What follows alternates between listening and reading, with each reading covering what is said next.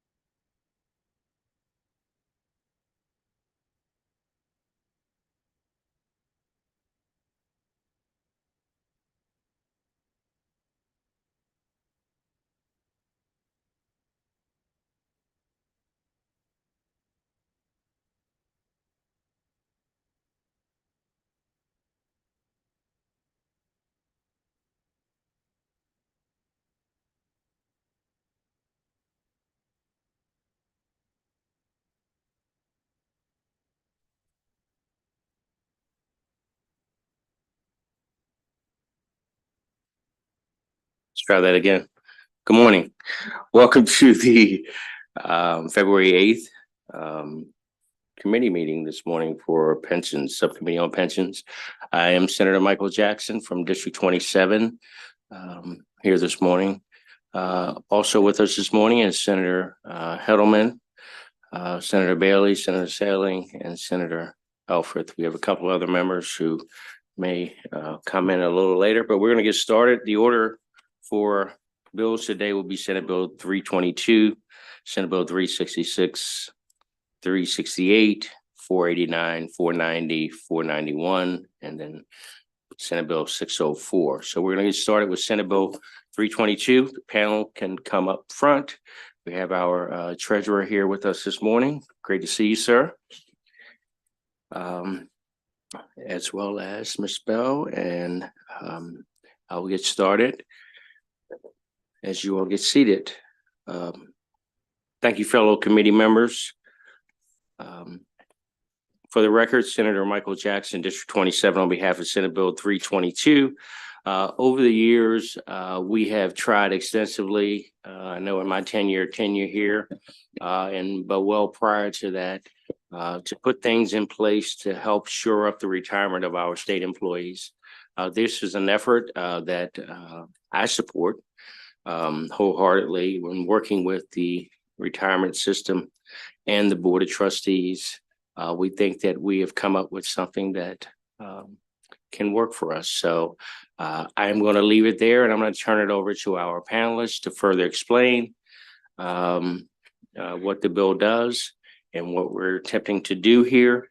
And then we will take testimony as we need to. Good morning. Good morning, sir, and members of the committee. My name is Derek Davis. I am treasurer for the state of Maryland, and it is an honor and a privilege to be here with you this morning. Senator Jackson, certainly thank you on behalf of the Maryland Supplemental Retirement Plans for your sponsorship of this bill. To my immediate right is Rhonda Butler-Bell, our executive director, and our acting deputy executive director and CFO, Nakia Smith. We're here this morning on behalf of Senate Bill 322. I have submitted written testimony, detailed written testimony, so I'll just be brief with this. But essentially, time and again, research has shown us that retirees are not adequately prepared for retirement, something that holds true for our state employees as well. As of the second quarter of 2023, only 38% of our eligible state employees were actively participating in their supplemental retirement savings by deferring and contributing to the MSRP plan accounts. Last session, this full committee, in its wisdom, passed legislation requiring a study of supplemental retirement enrollment. And while that legislation didn't ultimately pass, the Board of Trustees authorized MSRP to conduct a survey to better understand the feasibility of establishing automatic enrollment. As expected, the survey confirmed that a common impediment to retirement savings is the requirement to self-enroll. The survey further found that 74% of working adults prefer to be automatically enrolled in a retirement savings plan by their employer. With this bill, we hope to remove at least one obstacle to growing retirement savings for our state employees.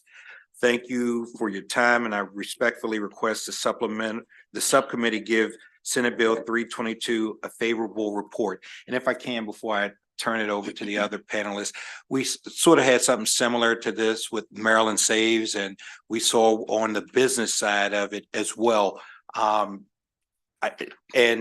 I think it was Senator Rosapep some years ago, along with former delegate, I believe it was Bill Frick, who led the effort. There was talk of a silver tsunami, and that with less than 10 years before retirement, like 90% of our fellow citizens had less than $10,000 saved for retirement. As you will see on the Social Security website, Social Security is not designed, and they freely admit it, to be your sole source of income in those retirement years. So it's important that we start this preparation not in those last few years because of compounding and growing. We need them to start as early as possible. I know when I first got down here, I essentially gave away the first 8 to 10 years before I enrolled in it. Fortunately, it's still been enough time, but what I would say is this is so critical, so vital as we get into those golden years. We only want our seniors to work if they choose to work, not because they have to in those golden years. So again, I'd urge a favorable report. I'm sorry. Thank you, Mr. Treasurer. Next. Good morning, Mr. Chair and members of the subcommittee. Thank you for the opportunity to discuss Senate Bill 322. For the record, I'm Rhonda Bell, Executive Director of the Maryland Supplemental Retirement Plans. Our board chair, T. Eloise Foster, sends her regrets as she is on travel. The primary goal of MSRP is to provide retirement readiness for state employees. Last summer, MSRP conducted research and produced its automatic enrollment study. Some key findings were automatic enrollment is highly effective. The average state employee is unprepared to retire. Public employees are reluctant to self-enroll even after receiving education on the importance of retirement savings and would rather be enrolled by their employer. Women are more likely to be unprepared for retirement and carry more debt than men due to salary disparities and having to start and stop working to care for loved ones. 61% of state employees are female. People of color have a higher probability of being unprepared for the retirement world after work and carry more debt than white employees. 52% of state employees are people of color. A pension and Social Security are usually not enough, and people of color largely depend on Social Security for their retirement income due to the absence of family wealth transfers like inheritances. One study found 92% of employees who were 92% of employees who were automatically enrolled were still participating 3 years after being enrolled. Another study found that 84% of employees attributed auto enrollment as the very reason they began saving for retirement in the first place. Auto enrollment has been successfully adopted by many states with pensions, such as Ohio, Kentucky, South Dakota, and Texas, and these states are detailed in the study. Maryland is one of 25 states that does not offer any form of automatic enrollment in supplemental retirement. Finally, this legislation will have zero impact on state employees hired before January 1st, 2025. I want to extend special thanks to Subcommittee Chair Senator Jackson for his sponsorship of this bill, and I am requesting that the committee issue a favorable report. Ms. Smith and I are happy to answer any questions you might have. Thank you. Thank you. Ms. Smith, are you going to testify? Okay. Any questions for this panel? We have one more on our panel. I'm sorry. Tammy Bresnahan. Oh, I'm sorry. How could I forget? Ms. Tammy, come on up. Good morning, Mr. Chair and members of the Senate Budget and Taxation Committee. My name is Tammy Bresnahan. I'm the Senior Director of Advocacy for AARP Maryland, and it's a pleasure to be here. We thank you for putting in this very important piece of legislation, and it seems like the Treasurer and I have done a lot of work in preparing Marylanders to retire. AARP has a long advocated for new approaches to expand access to retirement savings, and we think that this bill is a good vehicle for that. Let me tell you, I'm almost near retirement. Actually, in December is my retirement date. Really? But yes. But let me tell you, I started in state government in 1980 something or other. And no one, I went to work my first day in Annapolis at the state child support office, and no one talked to me about retirement or about the supplemental savings program. It was almost 10 years later when I had a boss who said, you should really be given $25 a week. And then when I left state service in 2011, I had upped it after that. I had a couple $100,000 in that account. Go over to AARP in 2011. I thought it was an opt-in. Well, it was an opt out. And months later, I realized I had thousands of dollars because ARP has a match. And, I didn't even know it was there. And so it is part of the three-legged stool. It's the pension, it's the retirement. It's the supplemental savings, and it is Social Security. We think that this bill will help state employees save for the future. That helps the state in the long run. So those folks don't need more public services. So we ask you for a favorable report, and we thank you again for bringing this bill forward. Thank you. Thank you very much for your testimony. Members of the committee, any questions or comments? Seeing none, thank you, Mr. Treasurer. Thank you, Madam Executive Director, and congratulations on that pending retirement. I think we should move it up a few years. I agree. All right, thank you all very much. Coming up, we have one unfavorable testimony. Patrick Moran asked me. Good morning, sir. Morning, sir. Good morning, Mr. Chair and members of the committee. My name is Patrick Moran. I'm the president of AFSCME Maryland, who represents state employees, higher education employees, city and county employees across the state of Maryland.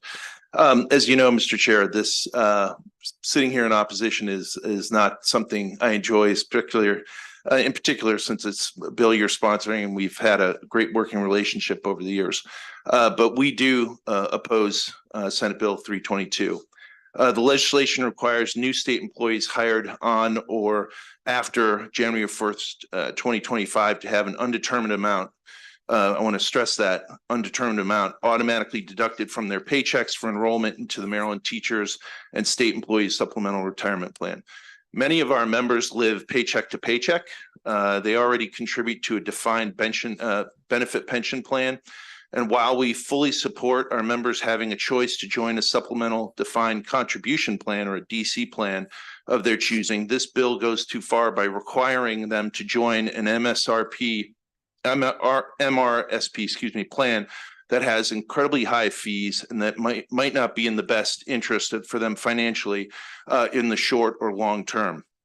The MSRP announced over the fall when we met with them that as much as 24% of the employee's contribution into the plan goes towards fees. If an employee invests $100,000, that means as much as $24,000 of that would go towards Nationwide, which is the exclusive provider here. There's not a number of different choices. It's one provider. It's a monopoly alone under the current structure. We represent members whose starting salaries are only a little over $35,000 in a number of cases. Paying the equivalent of almost 70% of your yearly salary to fees is unreasonable. AFSCME also continues to oppose automatic deductions into a plan where employees have no voice on this board whatsoever. Unlike the Board of Trustees for the Maryland State Retirement and Pension System, which has employee representation from both active and retired employees and teachers, the board of the MSRP has no employee representation whatsoever. Retirement benefits can be an important motivator for pursuing or staying in a career in state government. Research shows that the turnover rates decrease significantly once employees are vested in a defined benefit pension plan.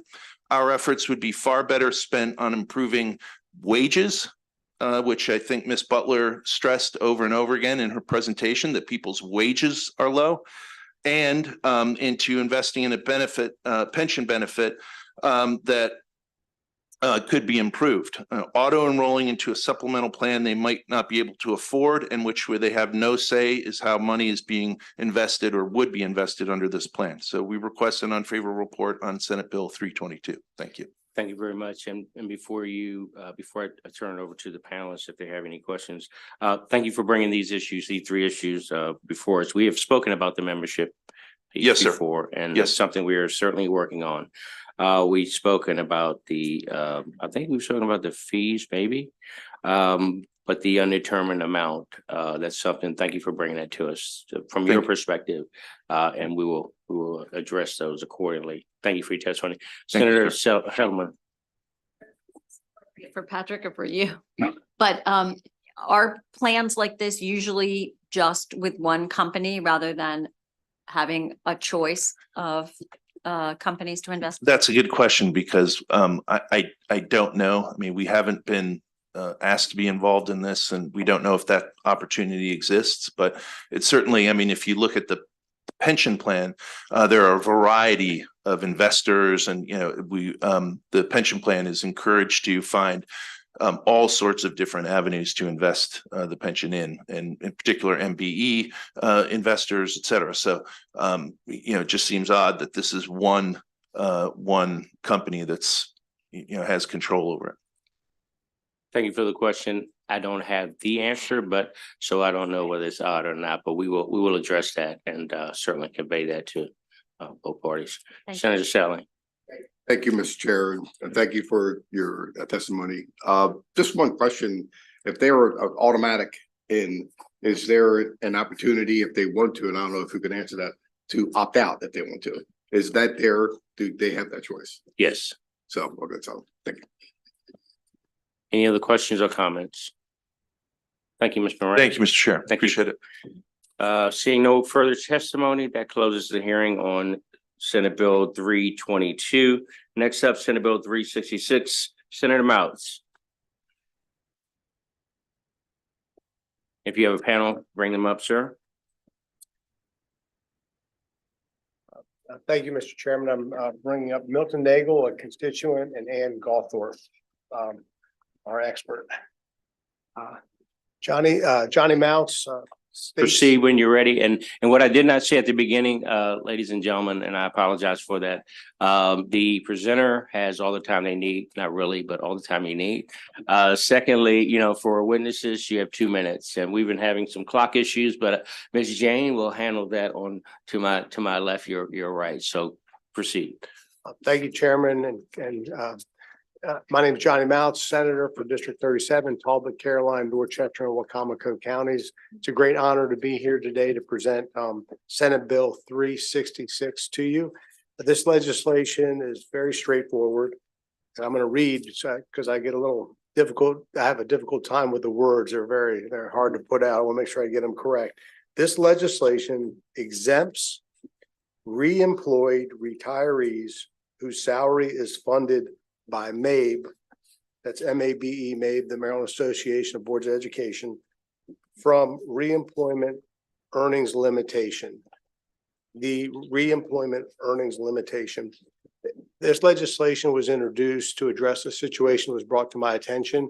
A constituent who's testifying, Mr. Nagel, he's a 30-year veteran of Caroline County Schools. He was the 20-year assistant superintendent, Caroline County Schools.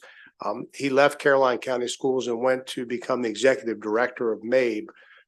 Unbeknownst to Mr. Nagel, his payment through MABE, his salary through MABE, somehow conflicted with this reemployment earnings limitation.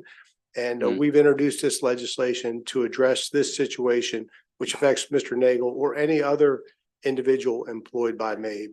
And I'd urge a favorable consideration. Thank you, sir. Thank you, Senator Mounts.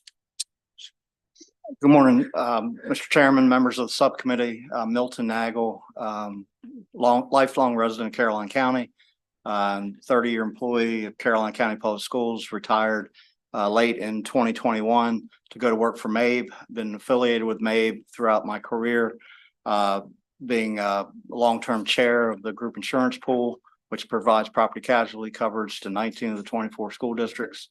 I'd also been a trustee on the workers' comp fund that provides work comp coverage for 17 of the 24 school districts in Maryland, and a trustee on the OPEB investment board, which provides investment vehicle for several school districts for other post-employment benefit retirement set aside.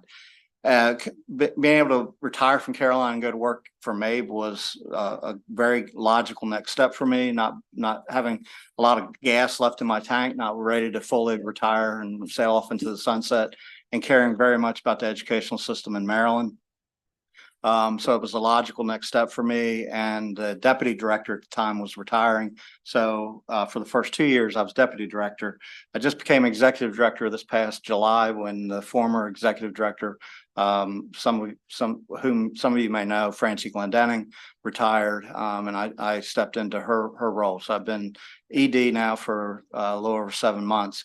But a lot of small nonprofits that are directly affiliated with school systems such as MABE utilize school districts to run their payroll, to be more or less a payroll agent. And that is the case here.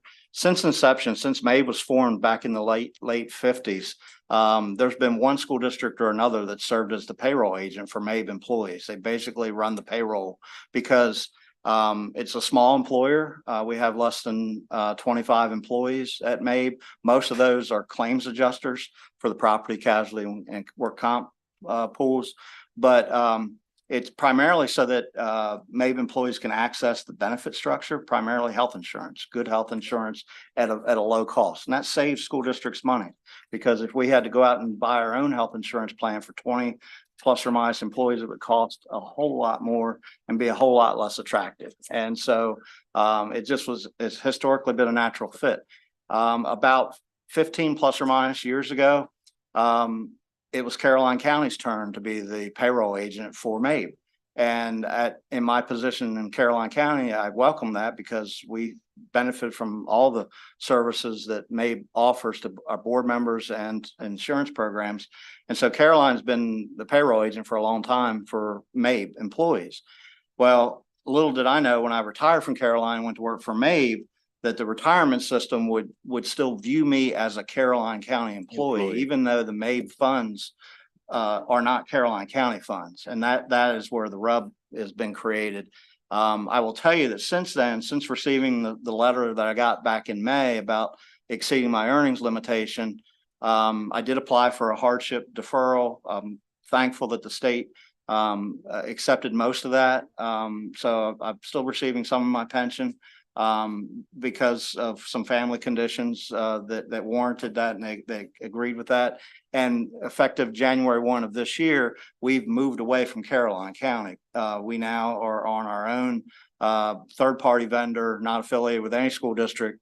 But we have a subset, so we're still able to access the health benefits of Caroline County through a separate agreement, but it's on benefits only, not payroll. So for the first time ever. So, Thank you, Mr. Nagel. Yeah. And the beauty that we like to say about this subcommittee is when we run into challenges such as this, once we know, it's time for us to address. And so that's why we're here. Thank you, Senator Mouse, for having him here. And Ms. Gothrop, do you have any I do. Thank you, wisdom to Mr. Chairman. impart on the committee?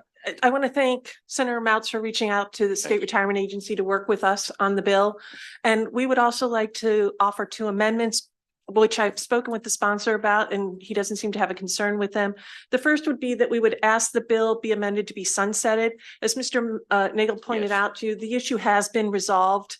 The bill, so going forward, there won't be anyone else who could be affected by it. But if you give it a 6-month to a year sunset, anyone else in the past who might have been affected by it, that will give them time to reach out to us, but not to keep it on the books so that we get unnecessary requests. Hey, this is going to apply to us when we know it won't apply to them.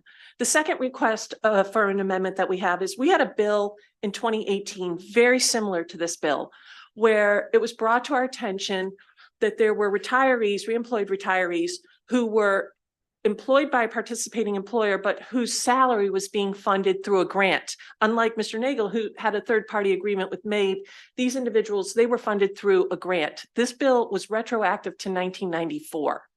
Since that time, only one person has qualified, and we receive about 15 to 20 of these requests. We have received over these last 7 years.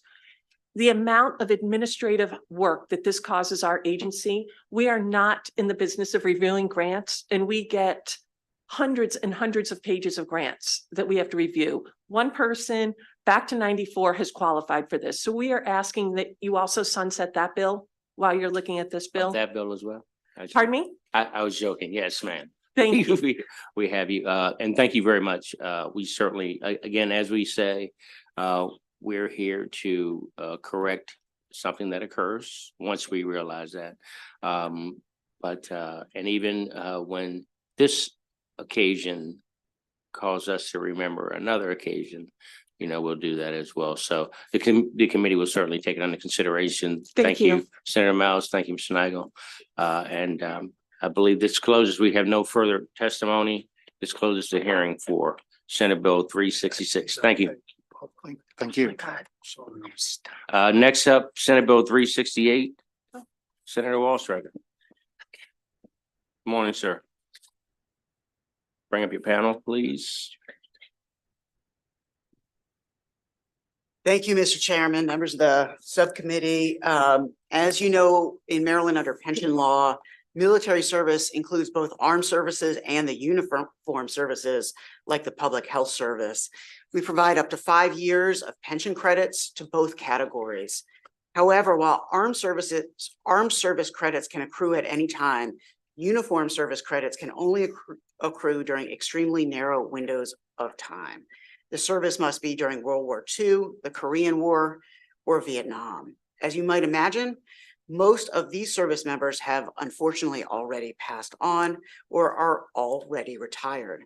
SB 368 eliminates these obsolete restrictions, allowing all uniformed service members to accrue credits for honorable service to their nation.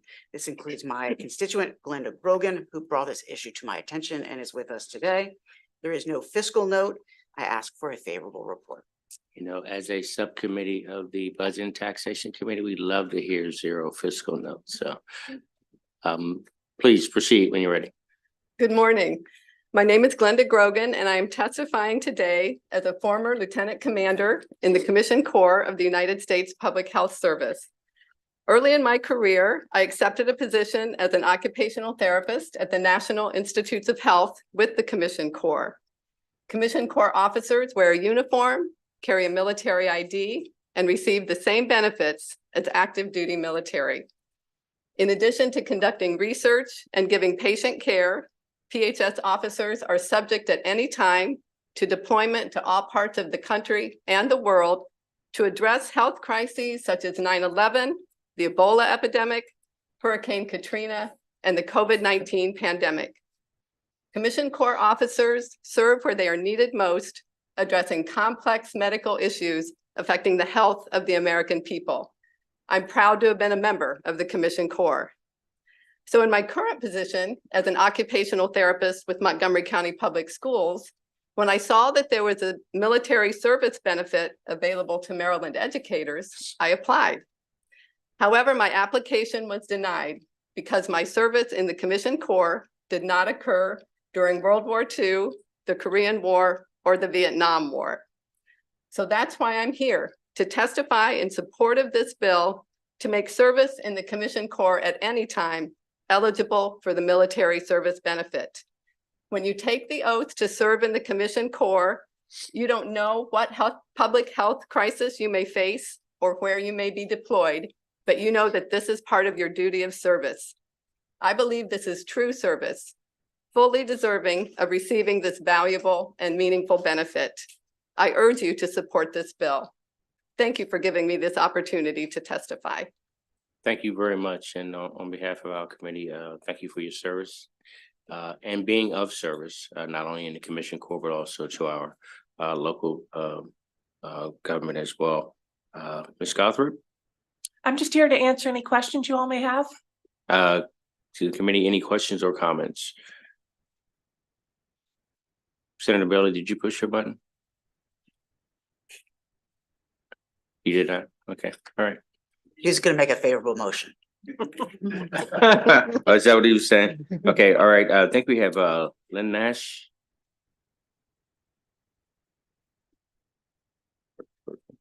Okay, all right. Well, thank you all very much. Thank you. All right, go.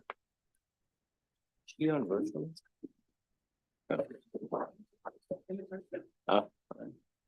Thank you all. That concludes the hearing for Senate Bill 368. Yes, Senator Quarterman, come on up. Senate Bill 604 is next. Judges Retirement System. Good morning, sir. Morning. If you have a panel, please bring them up. Yes.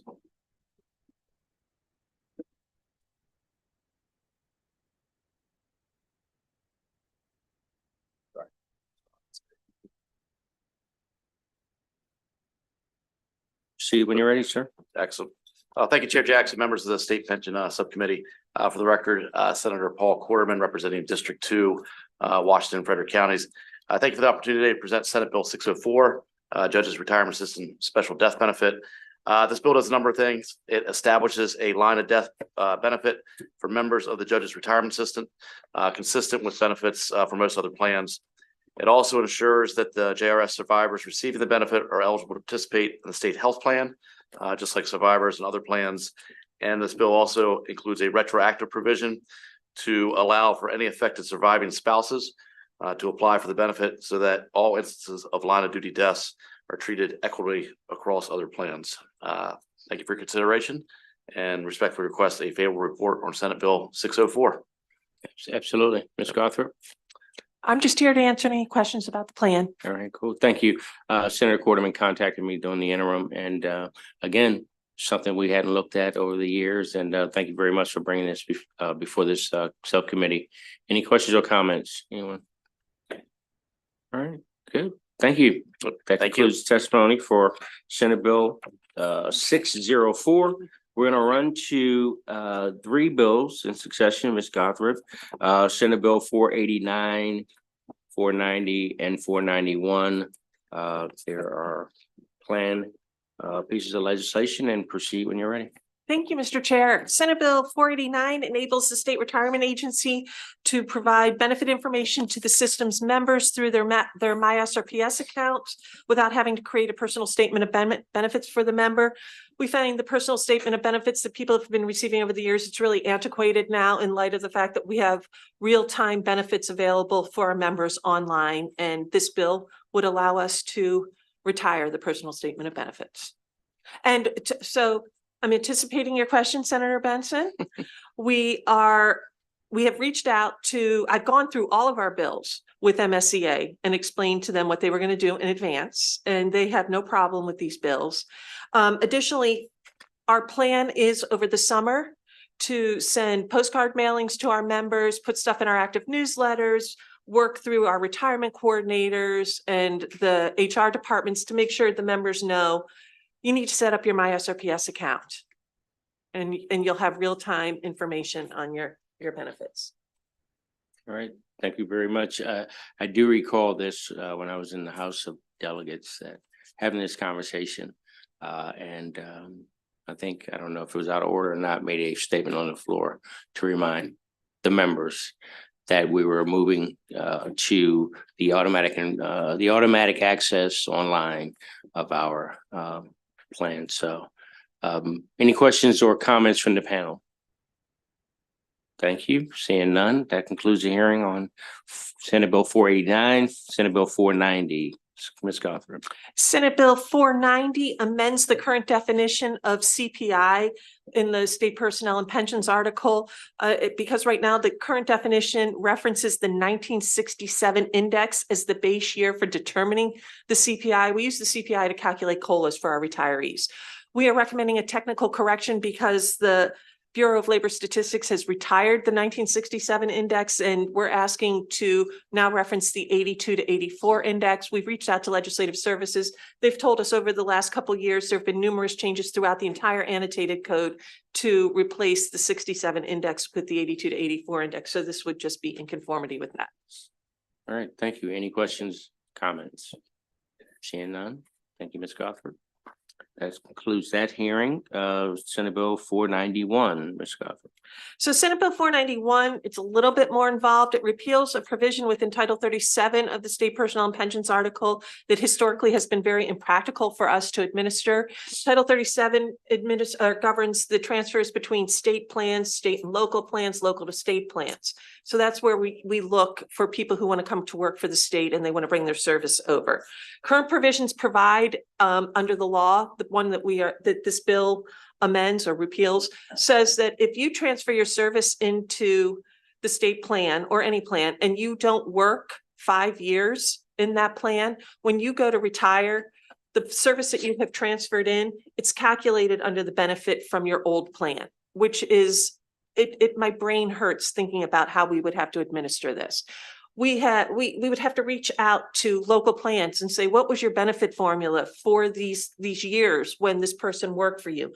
We don't, when someone transfers service in, their service, the transferred service is indistinguishable from the service that they're earning now. We would have to flag every account. And then when they go to retire, manually break apart their service to see if they had met the 5-year statute of limitations. We've never been able to do this. We don't think any local plan has ever been able to do this because no one's ever reached out to us from a local plan and asked us what our benefit formula was, which would be a hint that they are actually trying to implement that provision. So we are asking that it be repealed. All right, thank you. Any comments or questions for Ms. Gothard? Seeing none, thank you very much. That concludes the hearing. Ms. Gothard, you know, this was your day. You're in this pension committee, so. My favorite subcommittee. Yes, ma'am. That concludes the bill hearings. We have some bills for discussion and votes, and we'll turn it over to Philip. Okay. Thank you, Mr. Chair. There are 3 bills on the list for discussion from the prior meeting. The first is Senate Bill 143. This is another bill dealing with an issue with reemployment offsets for retirees. There is an existing provision that the legislature passed a few years back. We refer to it kind of as the wild card. So local school systems up until that point had the ability to rehire retirees without an offset, but it was in certain functions and certain classroom functions. This bill addresses an issue where there are retirees coming back reemployed in non-classroom positions. A few years back, the legislature had passed that wildcard provision, which basically said you can bring back anybody in any position, and there was a limit on the number of slots they could use for that. This bill would clarify that it doesn't have to be a school position. So I think during the pandemic, some school systems were bringing people back to work, maybe in the office or like doing payroll or doing some other administrative tasks to help them out. So this will clarify that. There is an amendment that was noted. I don't have it prepared for you. We can do it conceptually and I'll have it ready for full committee, but the system had asked just for some additional clarity in the uncodified piece so that authorizing them to refund any or unwind any offsets that had been applied to any accounts in the past few years where this issue has occurred.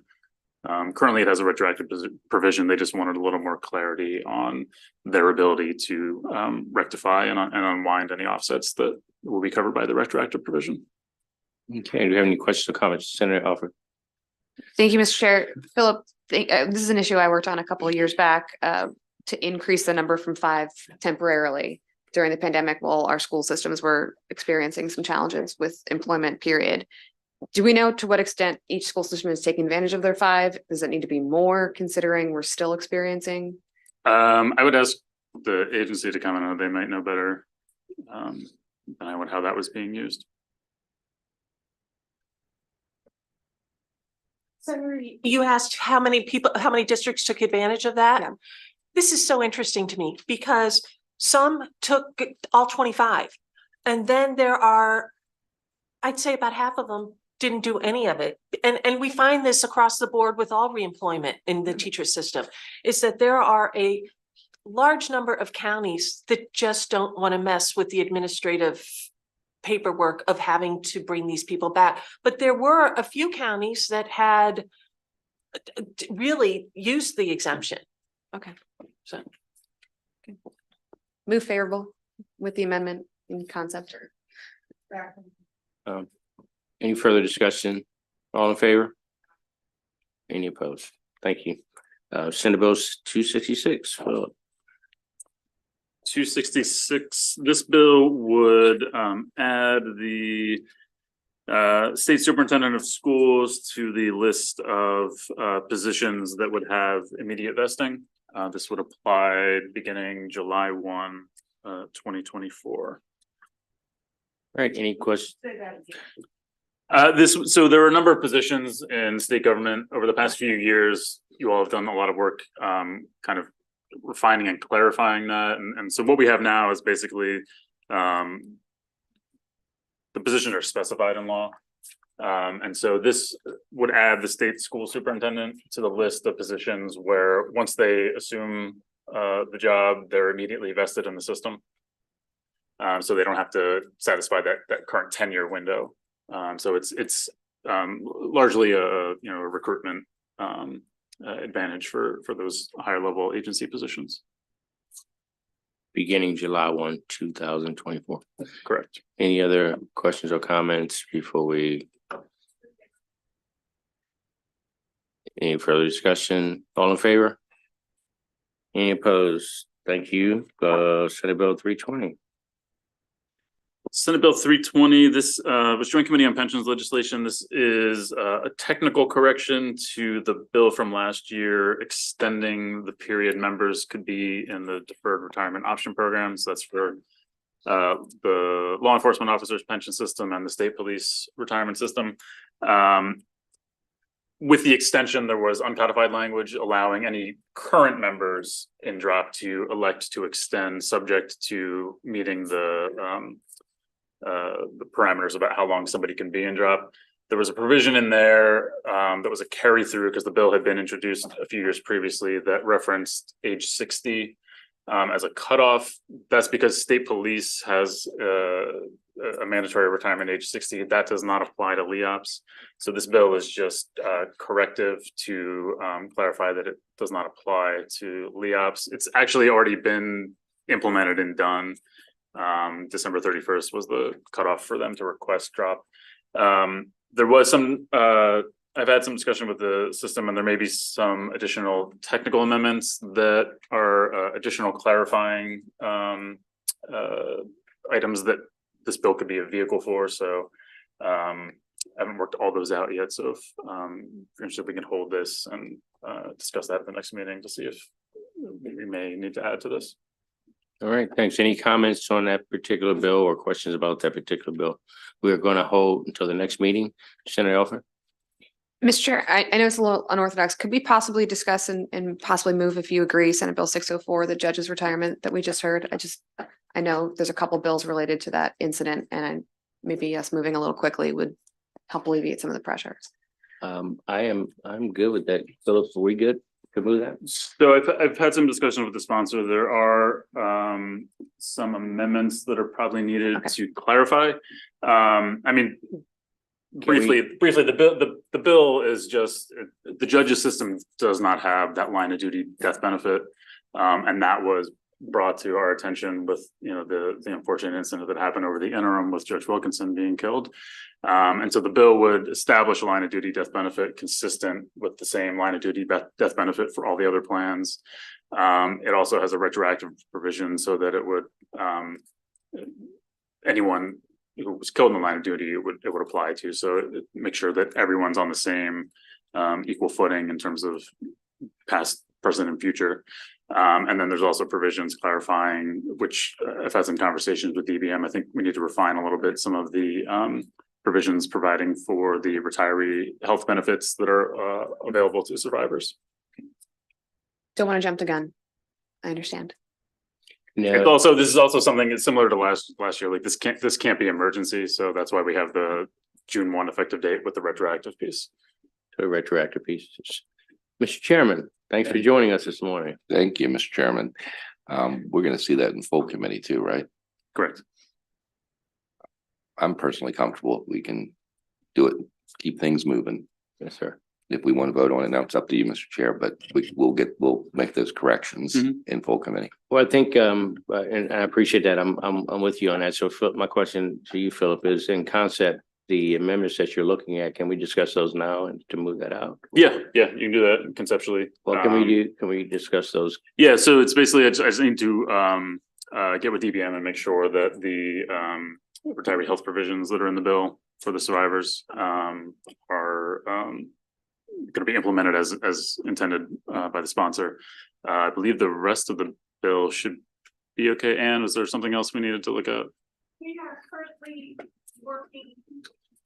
Sorry, just for the camera. Because this is an entirely new benefit within the judge's retirement system, and the judge's retirement pension benefits are calculated in a different manner than any other plan except for the legislative plan. Our tax counsel is looking at this. There's been a question of whether this benefit is tax-free.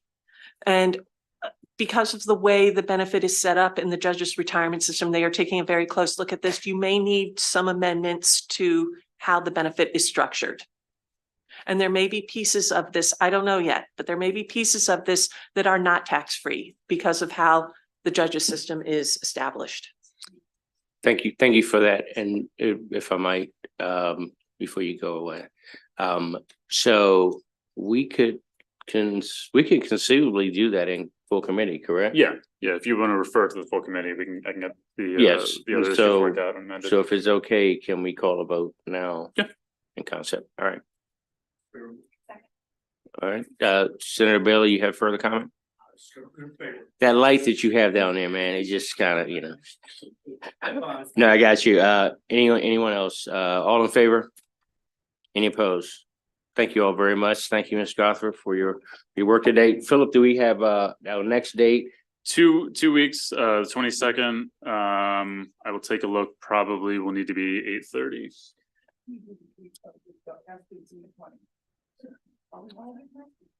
Holding that for some potential additional amendments. Yes, ma'am. 8:30, you heard it from Philip, folks, 8:30. I heard it. It wasn't you. All right, thank you all. Motion for adjournment. So moved. Thank you all.